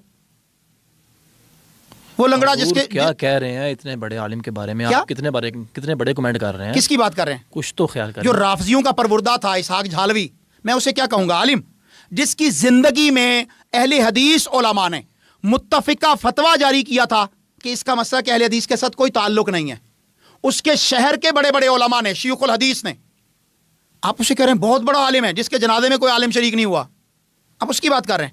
جو صحابہ کرام پر تبرہ کرتا تھا، جو صحابہ کرام پر شیعہ کی زبان بولتا تھا، میں اس کو کہوں کہ وہ عالم تھا؟ جہاں تک بات ہے نا جی انجینئر محمد علی مرزا کی، میں نے بات کی ہے کہ اگر اس نے ان صحابہ کرام رضوان اللہ علیہ مجمعین کی شخصیات پر تبرہ کر رکھا ہے تو ہم کوئی بھی کرے تو ہم 100 دفعہ اس پر لعنت بھیجتے ہیں، جس نے بھی اما عائشہ رضی اللہ تعالیٰ عنہا ہو یا کوئی بھی صحابی کے بارے میں تبرہ کرے، ہم 100 دفعہ اس پر، لاکھوں کروڑوں اس پر لعنت بھیجتے ہیں، جو بھی کرتا ہے ایسا۔ بات صرف یہ ہو رہی ہے کہ آپ معیار آپ کے نزدیک یہ رکھا ہے آپ نے کہ اس کے پاس کم از کم ڈگری تو ہو بھائی، تو ڈگری تو وہ اپنا استاد مانتا ہے، وہ کہتا ہے وہ میرے وہ شیخ ہیں ایک استاد، وہ گامتی صاحب ہیں استاد اس کے، نہ وہ ایک اور بھی نام لیتا ہے شاید، وہ کون ہے؟ ڈاکٹر اسرار صاحب ہیں۔ ڈاکٹر اسرار صاحب نہیں، ایک اور ان کے پاس اپنی ڈگری نہیں تھی۔ یہ دیکھیں کیا بات کر رہے ہیں حضور۔ دیکھیے، جب بھی آپ نے دین کا فہم محدثین کے منہج پر نہیں لیا ہوگا، مخصوص کریں ڈاکٹر ذاکر نائک کو کہیں کہ بھائی آپ کا صرف اور صرف قابل دھیان پہ بات کریں، آپ کیوں اسلام کی بات کر رہے ہیں؟ اچھا کیوں نہیں کہتے آپ؟ ڈاکٹر ذاکر نائک نے کوئی ایسی بات بتائیں کہ جو کتاب و سنت کے خلاف کی ہو، بولیے۔ کسی صحابی پر طعن کیا ہو، بولیے۔ میں آپ کو بتاتا ہوں، آپ کے مسلک ڈاکٹر ذاکر نائک نے کسی بھی صحابی پر طعن کیا ہو، بات کر رہا ہوں، مجھے بتائیے نا۔ حضور سنیں نا میری بات سنیں، میں آپ پر انبار لگا دیتا ہوں کہ مرزا جیلمی نے کتنے کتنے صحابہ کرام کو کیا کیا کچھ کہا ہوا ہے۔ میں نے کہا کہ 100 دفعہ لعنت تو انجینئر محمد علی مرزا کر رہا ہے، اسلام کے دائی اور مربی اور عالم، اس کے اوپر آپ جو ہے وہ ایک مرزا جیلم کے ایک پلمبر کو جو ہے وہ قیاس میں کر نے رہے ہیں۔ صرف آپ کا معیار ناپنے کی کوشش کر رہا ہوں میں کہ آپ کے نزدیک معیار کیا ہے؟ آپ کہہ رہے ہیں کہ ڈگری نہیں ہے اس کے پاس، ٹھیک ہے، میرا سوال یہ ہے، بھی ہیں، میرا سوال یہ ہے وہ کہ کسی عالم کے پاس بیٹھے نا یار دین سیکھنے کے لیے، ہم اسے سکھانے کے لیے تیار ہیں، بیٹھے تو صحیح نا، دین تو پڑھے، مسائل کی فکر چاہیے۔ میرا ماننا یہ ہے کہ چلیں، میں پھر وہی بات کر رہا ہوں، میری اس بات سے کوئی یہ اخذ نہ کرے نعوذ باللہ کہ میں کسی صحابہ کرام رضوان اللہ علیہ مجمعین کے گستاخ کو ڈیفینڈ کر رہا ہوں یا جسٹیفائی کر رہا ہوں۔ میں صرف یہ کہنا چاہ رہا ہوں کہ میرا ماننا یہ ہے کہ آپ کی باتوں سے یا آپ کی ساری گفتگو سے یہ اثر مجھے نظر آ رہا ہے کہ آپ یہ کہنا چاہ رہے ہیں کم از کم اپنے اوپر کوئی لیبل تو لگائے کہ بھائی میں اہل حدیث ہوں، میں دیوبندی ہوں، میں بریلوی ہوں۔ میرا تو خیال یہ ہے کہ آپ کی باتوں سے یہ محسوس ہو رہا ہے۔ جیسے آپ نے بات کی ابھی ڈاکٹر اسرار صاحب کے بارے میں، ڈاکٹر اسرار صاحب کے بارے میں بھی آپ ان کو بھی نہیں بخشتے، ان کی وجہ سے شاید لاکھوں بخشنا میں نے نہیں ہے، وہ تو اللہ نے بخشنا، لیکن عقیدہ ٹھیک ہوگا تو پھر ہی بخشے گا نا، کیونکہ اللہ کے اصول جو ہیں وہ بالکل درست ہیں۔ ڈاکٹر اسرار صاحب وہ شخصیت ہیں کہ جو ڈارون کے نظریہ ارتقاء، بگ بینگ تھیوری، اس کا پیامبر تھا، اس کو پروموٹر کرنے والا تھا کہ یہ کائنات جو ہے وہ ایک بڑے دھماکے کے ساتھ بنی ہے اور یہ ہو گیا وہ ہو گیا۔ آپ کے پاس پروف ہے؟ آپ کو ڈاکٹر ذاکر نائک مجھے یہ سمجھتا ہے کہ ہم وہ جو ڈارون کی تھیوری ہے نا کہ بندر سے انسان ارتقاء کرتے کرتے، آپ اس چیز کو مان لیں گے؟ آپ کے پاس اس کی کوئی ہے پروف ہے آپ کے پاس جو بات کر رہے ہیں؟ جی بالکل پروف ہے، سوشل میڈیا بھرا پڑا ہے ڈاکٹر اسرار کی تقریروں سے، ان باتوں سے۔ سوشل میڈیا کا پروف ہے بھائی، اس کی اپنی باتیں ہیں، اس کی اپنی گفتگو ہے۔ پھر سوشل میڈیا کیا پروف ہے؟ بھائی ڈاکٹر اسرار کا اپنا بیٹا اٹھا لیجئے، عاطف نے باقاعدہ کہا ہے کہ میرے ابا جی نے اپنے مرنے سے پہلے جو آخری اس کا ملتان کا اجتماع تھا، آخری دنوں کا، اس کے اندر بھی نظریہ ارتقاء کو پروموٹ کیا ہے، اسی طرح اس نے آن کیا ہے۔ اور دوسری بات، عقیدہ توحید کے اندر انتہائی غلطی کھانے والا گمراہ بندہ جس نے اللہ رب العالمین کو وحدت الوجود کے گندے نظریے میں تلاش کیا، اور ابن عربی جیسے گمراہ کافر شخص کے عقیدے کو کہا کہ یہ میرا عقیدہ ہے۔ جب آپ عقیدہ منہج سلف پر نہیں لیں گے تو پھر اس وقت گمراہی پھیلے گی، پھر اس وقت جو ہے وہ آپ گمراہی کے دائی ہوں گے۔ هو الاول والآخر والظاہر والباطن، هو الاول والآخر والظاہر والباطن۔ اس آیت کو کہے کہ میرے نزدیک یہ وحدت الوجود کے عقیدے کی نص قطعی ہے، آپ کہیں جی اس نے قرآن کا بڑا کام کیا ہے۔ انا للہ و انا الیہ راجعون۔ بڑی ہمت ہے آپ کی حضور، آپ اتنی بڑی بڑی شخصیات کے بارے میں اتنے بڑے ہوں گے یار، کتاب و سنت کے علم سے جب آپ توحید کے عقیدے سے بہرا ان کا کردار نہیں ہے، ان کو لوگ سن کے ہزاروں لوگ قرآن کریم کی طرف آتے ہیں۔ آپ کیا بات کر رہے ہیں حضور؟ آپ عالم ہیں، آپ عالم ہیں۔ آپ مستشرقین کو جانتے ہیں؟ مستشرقین کون ہوتے ہیں؟ بیان فرمائیے کون ہوتے ہیں؟ وہ غیر مسلم ہوتے ہیں جو اسلام پر سٹڈی کرتے ہیں، انہوں نے بھی بڑی بڑی کتابیں لکھی ہیں، بڑا بڑا کام کیا ہے۔ کیا کہوں میں ان کو؟ ڈاکٹر اسرار نے اللہ کی توحید کے ساتھ وفا نہیں کی۔ ان کی کتاب اٹھا کے دیکھیے، سورۃ الحدید کی تفسیر ہے ام المصبحات، سورۃ الحدید کی تفسیر، اس میں عقیدہ وحدت الوجود جو شرک سے ڈوبا ہوا شرک عقیدہ ہے۔ اگر وحدت الوجود شرک نہیں ہے تو پھر کائنات میں شرک کی عقیدہ ہے ہی کوئی نہیں، کوئی مشرک ہی نہیں ہے۔ وہ کہتا ہے یہ قرآن کی یہ آیت نص قطعی ہے۔ میں ویڈیو آپ کو دے دوں گا، آپ کے نزدیک تو شرک یہاں پر میرے خیال سے کہ وہ پنجابی کی مثال ہے، وٹ پر پڑا ہوا ہے، آپ جس کو مرضی مشرک کہہ دیں، جس کو مرضی کچھ بھی کہہ دیں۔ آپ کے نزدیک میں کون ہوتا ہوں؟ آپ میرے اوپر الزام لگا رہے ہیں، یہ جو باتیں آپ کر رہے ہیں، یہ جو بات آپ کر رہے ہیں، اچھا آپ اس بات کو ڈینائی کر دیں کہ ڈاکٹر اسرار نے نہیں کی، کریے بات۔ میں کہہ رہا ہوں پروف دینا، آپ پروف دیں کہ اس کی کتاب دکھائیں یا کوئی تفسیر۔ میں نے آپ کو اس کی کتاب بتائی ہے، سورۃ الحدید کی کتاب بتائی ہے نا، سورۃ الحدید کی تفسیر ہے ام المصبحات کے نام سے، جائیے یہ ماڈل ٹاؤن میں قرآن اکیڈمی ہے، وہاں پر مل جائے گی آپ کو، وہاں نہ ملے مجھ سے لے لینا۔ ڈاکٹر اسرار صاحب کی ہے؟ جی ڈاکٹر اسرار صاحب کی ہے۔ بالکل ٹھیک ہے، میں ضرور لوں گا انشاءاللہ آپ سے۔ میں اس لیے میں یہ بات تھوڑا سا ایکسپلین کرنا چاہ رہا ہوں کہ ناظرین، ابھی میں آپ کو پوڈ کاسٹ کے اندر کہیں گے تو ویڈیو نکال کے چلا دوں گا، ابھی ڈاکٹر اسرار کی وحدت الوجود کے گندے نظریے پر، ابھی کہیں گے تو چلا دیتا ہوں۔ چلاؤں؟ نہیں ٹھیک ہو گیا، آپ کہہ رہے ہیں تو ٹھیک ہے، میں آپ کی بات مان گیا۔ میں اپنے رب کی غیرت کی خاطر نہ بولوں؟ آپ کہیں جی آپ کے پاس تو شرک جو ہے وہ وٹ پہ پڑا ہوا ہے۔ آپ کو بات کرنے پہ غور کرنا چاہیے کہ اگر رب کے توحید کی خاطر انبیاء نے جانیں دی ہیں، انبیاء نے مارے کھائی ہیں اللہ کی توحید کی خاطر، اچھا تو عبدالقیوم ظہیر جو ہے وہ یہ بات بھی نہ کرے کہ فلاں نے کتاب و سنت کے عقیدے کو چھوڑ کر، عقیدہ توحید کو چھوڑ کر وحدت الوجود جیسے گندے عقیدے کو کہا ہے کہ ابن عربی کا جو عقیدہ تھا وہ میرا عقیدہ ہے۔ اچھا اس پر میرا ایک سوال چھوٹا سا یہ بھی ہے، آپ یہ فرما دیجئے کہ جو بندہ اگر فار ایگزامپل جس طرح ڈاکٹر اسرار صاحب ہیں، آپ نے ان کی کافی زیادہ نقائص یا نقص نکال دیے ہیں کہ یار وہ اس طرح ان کا عقیدہ تھا، اب جو انہوں نے کام کر رکھا ہے یا جو ان کا کردار ہے یا جو ان کا ایک تعلیم ہے وہ مطلب بالکل فضول ہے، بالکل ایسے ہی ہے، فارغ ہے۔ میں نے یہ حکم لگایا؟ میں نے کہا عقیدہ توحید میں وہ غلط تھا، دشمن تھا عقیدہ توحید۔ سوال کر رہا ہوں نا، آپ بتائیں اس میں جی سوال کر رہا ہوں آپ سے کہ مطلب وہ ختم ہے بالکل؟ میں نے کہا ہے سوال کر رہا ہوں حضور، سوال کا جواب دیں۔ میں نے آپ کو جواب دے چکا ہوں کہ وہ گمراہ شخص تھا، گمراہی پر اس کا خاتمہ ہوا ہے۔ آگے بات ٹھیک ہو گیا۔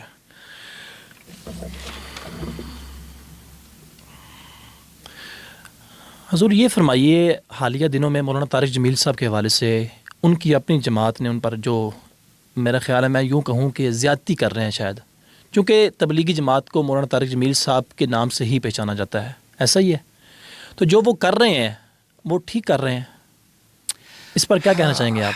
اس پہ انا للہ و انا الیہ راجعون پڑھا جا سکتا ہے کہ تبلیغی جماعت وہ جماعت ہے کہ جو ایک ویلڈر کو اٹھا کے نا ویلڈنگ کی دکان سے کہے گی آؤ جی تبلیغ کرنی ہے، اسے لا کے کھڑا کر دے گی کور تبلیغ۔ جو ایک جھاڑو پھیرنے والے کو اٹھا کے لے آئے گی تبلیغ کے لیے، لے کے جا رہے ہیں چلہ لگوانے کے لیے، سے روزہ لگوانے کے لیے، چلیسواں لگانے کے لیے یا سال کے لیے، اس کو کھڑا کر دے گی تبلیغ کے لیے، کھڑے ہوں جی 6 نمبر پڑھنے ہیں۔ اور طارق جمیل کا جرم یہ ہے کہ اس نے 7واں نمبر بھی پڑھ دیا ہے۔ 6 نمبر اگر پڑھیں تو تبلیغی ہے، 7واں نمبر پڑھے تو تبلیغ سے نکل جانا ہے۔ 7واں نمبر کون سا ہے؟ اس نے کہا ہے کہ یار وہ فلاں بندہ جو ہے وہ مومن ہے، عمران خان وہ کھرا سچا بندہ ہے، لہذا وہ بات لڑ گئی ہے، اس کو نکال کے باہر پھینک دیا۔ طارق جمیل نے میرے اس کے ساتھ ہزاروں اختلافات ہیں، اس کی بہت ساری ایسی باتیں ہیں جن پر ہم گھنٹوں بحث کر سکتے ہیں۔ اس کے علماء نے بڑی دفعہ اس سے توبہ کی بات کروائی ہے لیکن جہاں جو بندہ سچ بات کہے اور وہ بھی بات نہ مانی جائے اور اسے کہا جائے آپ نکل جائیں جی آپ کی تبلیغ بند. مجھے بتائیں کہ مانسیرا کا جو واقعہ ہوا ہے کیا وہ تبلیغی جماعت نے کیا ہے؟ میں یہاں پر ایک میں آپ سے اعتراض سن لیجیے. میرا یہاں پر اعتراض ایک ہی ہے کہ آپ بھی شاید اسی جماعت کو ریپرزینٹ کرتے ہیں یا شاید اسی جماعت کو آپ سمجھتے ہیں کہ یہ اہل حق ہے اور باقی سارے باطل ہیں, اس لیے شاید آپ اس پہ بہت زیادہ فوکس کر رہے ہیں اور بہت زیادہ ڈیپتھ میں جا رہے ہیں اس کی. ایسا ہی میں تبلیغی جماعت کے ساتھ شدید ترین اختلافات رکھتا ہوں. اگلی بات سنیے گا, مانسیرا کے اندر کیونکہ انہوں نے کتاب و سنت کی تعلیم چھوڑ کر ایک مخصوص کتاب ہے فضائل اعمال, اس کی تعلیم کے لیے پوری امت کو لگایا ہوا ہے جی. بس یہ میرا رب تو یہ کہتا ہے کہ ھذا بلاغ للناس ولینذروا بہ. قرآن مجید جو ہے یہ کتاب ہے تبلیغ کی, پیغام کی, میسج کی. انہوں نے اس کی جگہ مولانا زکریا صاحب کی کتاب جو ہے وہ فضائل اعمال اور اس کے دیگر فضائل صدقات دیگر جتنے ورژن اس کو لگا. ہاں جی قرآن و احادیث سے باہر ہے. آپ نے پھر مطالعہ نہیں کیا لگتا ہے. نہیں بتائیے نا حضور, میرا سوال ہے, آپ تو آگے سے لڑنا شروع کر دیتے ہیں. میں لڑ نہیں رہا میرے بھائی, سوال ہے کہ آپ کو کیسے لگا کہ میں نے کرسی اٹھا کے ماری آپ کو؟ نہیں مطلب آپ باتوں میں ایسا کہتے ہیں کہ آگے سے سوال ہے. میرا سوال ظاہر ہے آپ عالم ہے نا, آپ سے پوچھ رہا ہوں کہ وہ قرآن و حدیث سے باہر ہے وہ کتاب. اب میں آپ کو ایک بات بتانے لگا ہوں. جی جی. فضائل اعمال کے اندر ایک کتاب کا نام ہے فضائل نماز. ٹھیک ہے. فضائل نماز میں مولانا زکریا صاحب لکھتے ہیں اللہ کے رسول صلی اللہ علیہ وسلم نے فرمایا جو شخص ایک نماز جان بوجھ کر چھوڑ دیتا ہے وہ کافر ہو جاتا ہے. تو وہ حدیث نہیں ہے. من ترک الصلاۃ مکتوبۃ متعمدا فقد کفر. جس شخص نے ایک نماز جان بوجھ کر چھوڑ دی وہ کافر ہو گیا. حدیث کیا ہے؟ صحیح مسلم کی ہے, سنن ترمذی کی ہے, بالکل صحیح حدیث ہے. اس کے اگلے صفحے پر جا کر فائدے میں لکھتے ہیں فائدہ اس عقیدے پر کہ کوئی شخص ایک نماز جان بوجھ کر چھوڑ دے تو وہ کافر ہو جاتا ہے. اس پر بڑے بڑے صحابہ کرام عبداللہ بن مسعود, عبداللہ بن عمر, جناب عمر رضی اللہ عنہ اور دیگر, ابو سعید خدری, یہ بڑی صحابہ کی ایک لسٹ لگائی. پھر کہا امام احمد بن حنبل, اسحاق بن راہوے اور فلاں فلاں فلاں امام کا بھی یہی عقیدہ ہے کہ جو شخص نماز جان بوجھ کر چھوڑ دے وہ کیا ہوتا ہے؟ کافر ہو جاتا ہے. اسی کتاب کے تقریباً 100 صفحہ یا 125 صفحہ آگے جا کر فضائل رمضان میں لکھ رہے ہیں حضرت شیخ البرکت شیخ الحدیث زکریا صاحب لکھ رہے ہیں کہ اگر کوئی شخص ساری زندگی کبھی بھی نماز نہ پڑھے, کوئی روزہ نہ رکھے, کوئی زکوٰۃ یا حج نہ دے, کافر نہیں ہے. یہ کیا بات ہوئی؟ یہ تو آپ نے پوچھنا ہے. یعنی چند صفحات پہلے وہ لکھ رہے ہیں کہ جناب نماز ایک چھوڑ دے, نبی کا فرمان, صحابہ, بڑے بڑے آئمہ, ان کا عقیدہ کیا ہے کہ وہ بندہ کافر ہو جاتا ہے. اور چند صفحات یعنی 100 کے لگ بھگ صفحات آگے جائیں تو وہاں پر کیا لکھ رہے ہیں؟ زندگی بھر بندہ نماز نہ پڑھے, کوئی نماز نہ پڑھے, نہ فرض نہ نفل, روزہ نہ رکھے, زکوٰۃ نہ دے, کوئی بھی نیکی کا کام نہ کرے, وہ کافر نہیں ہے. تو مجھے بتائیے کیا یہ کنٹراڈکشن قرآن مجید میں ہے یا حدیث شریف میں ہے؟ یہ تبلیغ ہو رہی ہے. آپ لوگوں کو کس لیے گھر سے نکال رہے ہیں؟ اور جی مسجد چلتے ہیں, اور جی نماز پڑھتے ہیں. نماز پڑھنی چاہیے جیسے کوئی پڑھے, ہاتھ چھوڑ کے پڑھ لو, ہاتھ باندھ کے پڑھ لو, نیچے پڑھ لو, اوپر پڑھ لو. یہ تبلیغ ہو رئی ہے. محمد رسول اللہ صلی اللہ علیہ وسلم نے کیا کبھی مسجد میں تو لے کے آئے نا یار, مسجد میں تو آئے. آپ کیا بات کر رہے ہیں حضور؟ اتنی بڑی بڑی باتیں, اتنے بڑے بڑے آرگومنٹس پاس کر لیتے ہیں. پر میں آپ کو داد دیتا ہوں کہ کتنا حوصلہ, کتنا جگر ہے آپ کا. کم از کم مسجد میں تو آئے بندہ, اس کو نماز پڑھنے آئے گا, پھر ایسا ایسا علماء کرام وہاں پر بیٹھے ہیں, موجود ہیں وہاں پر. وہ جو علماء کرام وہاں 20 سال سے 50 سال سے بیٹھے ہیں, کیا انہوں نے, میں نے آپ کے سامنے یہ ایک حوالہ رکھا ہے, ایک نہیں درجنوں حوالے آپ کے سامنے رکھ سکتا ہوں فضائل اعمال نامی کتابوں سے. کیا ان 50 سال کے علماء جو بیٹھے ہیں ان کے, کیا انہوں نے اس کی تصحیح کی ہے کتابوں کے اندر کہ یہ غلطی ہے فضائل اعمال میں؟ ہاں, فضائل اعمال سے یا فضائل صدقات سے یا فضائل حج سے یا فضائل رمضان سے, کیا ان چیزوں کو نکالا ہے؟ نہیں کی, کبھی بھی نہیں, کیونکہ وہ اندھے مقلد ہیں. ان کے بڑے مولانا زکریا صاحب نے لکھ دیا تو لہذا اب وہ دھوکہ دینے کے لیے کیا کریں گے؟ دھوکے پر مبنی ایک جماعت ہے. جب وہ چلے جائیں گے عرب میں, عرب کنٹریز میں, تو وہاں فضائل اعمال نہیں لے کے جائیں گے, وہاں پر ریاض الصالحین لے کے جائیں گے عرب کو دھوکہ دینے کے لیے. یہ دیکھیں جی, اور ریاض الصالحین عرب میں لے کے جائیں گے, پاکستان میں ریاض الصالحین کا ترجمہ نہیں کریں گے کہ لوگوں کو حدیث کا پتہ نہ چلے. یار کوئی 1-2 نمبری ہو تو پھر ہے نا. لیکن اس کے باوجود میں کہتا ہوں جو مانسیرا میں واقعہ ہوا مولانا طارق جمیل صاحب کے ساتھ, کہ وہاں پر ان کو تبلیغ سے روکنے کے لیے گڑھے کھودے گئے, تبلیغی جماعت نے کھودے تھے, بالکل اپنے ہی تھے ان کے جو بھی ہیں. وہاں پر گاڑیاں کھڑی کر کے, کنٹینر نہیں لگائے, ویسے کسی کا راستہ روکنا ہو تو پاکستان میں کنٹینر لگائے جاتے ہیں, ایسے ہی. لیکن اس دن گاڑیاں کھڑی کر کے طارق جمیل صاحب کا راستہ روکا گیا کہ ان کی آواز نہ سنائی جائے. تو ان کے پیچھے کچھ ایسے ہاتھ ہیں جو نظر نہیں آنے والے, ان کو کہا گیا کہ ہم آپ کے ریونٹ کو بند کر دیں گے اگر طارق جمیل صاحب کو آپ نے سنا، آپ نے اس کو ممبر پہ بیٹھنے کی یا آواز کرنے کی اجازت دی، کیونکہ اس نے اڈیالہ جیل کے مکین کے متعلق کوئی جملے کہہ دیے ہیں۔ اس نے کہا ہے کہ اسلام کے 1446 سالہ دور میں کبھی بھی عدت جیسا گھٹیا کیس نہیں بنا، اور اس نے کہا ہے کہ وہ ظلم کے ساتھ آپ نے اس کے اوپر جو ہے وہ ناجائز اس کو قید رکھا ہوا ہے۔ ٹھیک ہے، آپ کو وہ آواز پسند نہیں ہے، آپ نے بند کر دی ہے۔ بالکل ٹھیک ہوگا۔ طارق جمیل صاحب سے وجود اس کے کہ میرے اختلافات ہیں، لیکن اس کے باوجود میں کہوں گا کہ طارق جمیل صاحب آپ کو سلام ہے کہ آپ حق کے ساتھ کھڑے ہیں، گھبرائیے گا نہیں۔ اگر تبلیغی جماعت آپ کو آن نہیں کر رہی، حق کے ساتھ نہیں، میں کہوں گا آپ کی جماعت کے ساتھ، میں یہ کہوں گا تبلیغی جماعت نے اگر آپ کو آن کرنا چھوڑ دیا ہے، آ جائیے، جماعت اہل حدیث آپ کو ویلکم کہتی ہے، ہم آپ کو عزت دیتے ہیں، پروٹوکول دیتے ہیں، آئیے۔ کتاب و سنت کی آپ اپنے مطلب کی بات ہو تو وہاں پر آپ حق اور باطل لے آتے ہیں، کیسی بات ہے، کیسی دلیری ہے آپ کی؟ مطلب آپ کی اپنی جماعت ہے تو وہ آپ اس کو حق کہہ رہے ہیں اور باقیوں کو باطل کہہ رہے ہیں۔ قرآن اور سنت کو حق کہیں گے یا باطل کہیں گے؟ چلیے آپ بتائیے، قرآن اور سنت کو، حدیث کو اور قرآن مجید کو حق کہیں گے یا نہیں؟ میرا عقیدہ کیا ہے؟ کتاب و سنت کا نظریہ ہے، اس کے علاوہ کچھ نہیں ہے، اور وہ کتاب و سنت بھی سلف صالحین کے فہم پر، یعنی صحابہ اور تابعین کے۔ شخصیت ہے، ایک سیاسی شخصیت، اس کے بعد جس کے بارے میں آپ کہہ رہے ہیں کہ حق اور باطل کا فیصلہ کر رہے ہیں، سیاسی شخصیت کے بارے میں کیا بات کر رہے ہیں حضور؟ دنیا میں بھی حق اور باطل ہوتا ہے نا، دین کے علاوہ بھی ہو سکتا ہے۔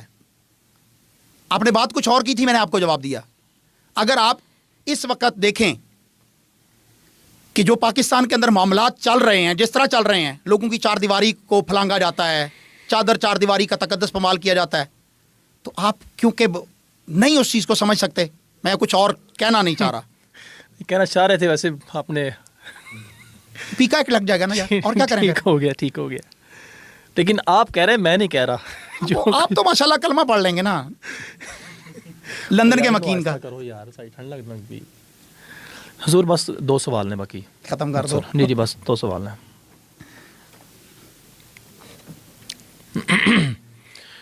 شیخ محترم آخری سوال بتائیے مجھے کہ محرم الحرام کی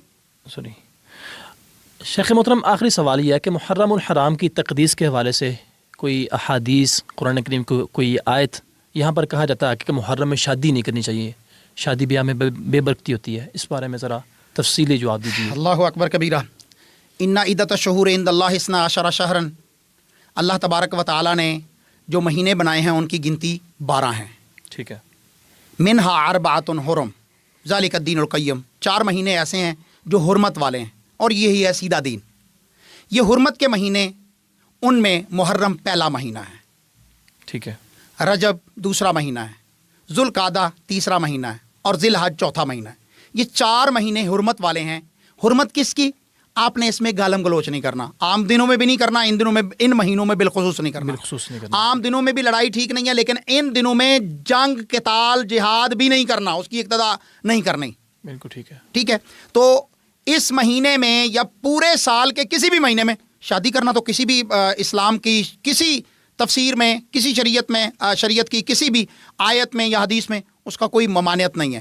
یہاں تک کہ مقدس ترین ہستی جو ہے سیدنا علی بن ابی طالب رضی اللہ تعالیٰ عنہ اور جناب سیدہ فاطمہ الزہرا رضی اللہ تعالیٰ عنہ، ان دونوں کا نکاح محرم میں ہوتا ہے۔ اللہ اللہ اللہ اللہ۔ یہ تشیع کی معتبر ترین کتاب ہے، یہ مسکنسیپشن ہے جو ہمارے ہاں ہے، تشیع کی معتبر ترین کتاب ہے حیات القلوب، اچھا جی، ملا باقر مجلسی کی۔ اس نے لکھا ہے اگر سیدنا علی رضی اللہ تعالیٰ عنہ اور سیدہ فاطمہ رضی اللہ تعالیٰ جو تمام ائمہ کی والدہ ہیں اور والد ہیں، جو انہوں نے اپنے ائمہ بنائے ہوئے ہیں، اگر ان کا نکاح محرم میں ہو جائے تو وہ جائز ہے۔ اور اگر آج کا کوئی پاکستانی، کوئی مسلمان، دنیا بھر کا کوئی نکاح کرنا چاہے تو آپ نے محرم میں نکاح کر لیا، یہ تو جائز نہیں ہے۔ اچھا، پھر یہاں پر اعتراض کیا کرتے ہیں؟ جی جی، وہ کہتے ہیں جی وہ تو محرم سے پہلے، وہ تو واقعہ کربلا سے پہلے ہو گیا ہے۔ اچھا، دوسری طرف ان کا عقیدہ کیا ہے کہ جو ان کے امام معصوم ہیں انہیں تو وہ بھی خبریں ہیں جو ہو چکی ہیں، اور وہ بھی خبریں ہیں جو ابھی قیامت تک ہونی ہیں۔ علم غیب جانتے ہیں، علم ما کان و ما یکون جانتے ہیں۔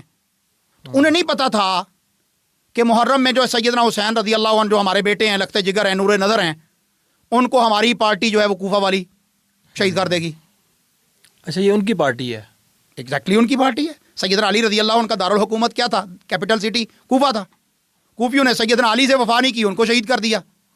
کوفیوں نے سیدنا حسن سے وفا نہیں کی، ان کو شہید کر دیا. بالکل ٹھیک. اور بالآخر انہوں نے سیدنا حسین رضی اللہ عنہ کو بلایا کہ یہاں آ کے رہیے. کہاں؟ آپ مدینہ میں. وہ وہاں رہنے کے لیے گئے تھے، لڑنے کے لیے تو گئے ہی نہیں تھے.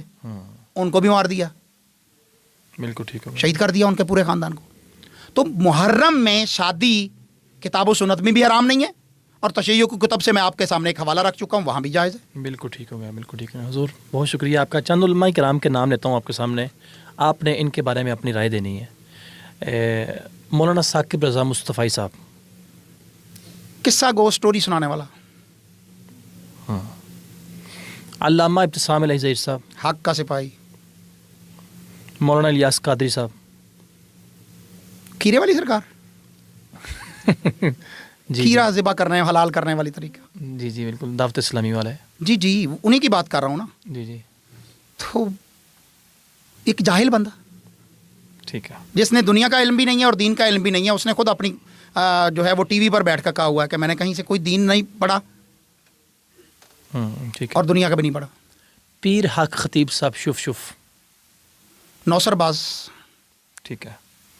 حضرت مفتی تقی عثمانی صاحب، عقیدہ توحید سے باغی، کیا بات کر رہے ہیں حضور. مردوں سے مدد مانگنے والا، اللہ اکبر.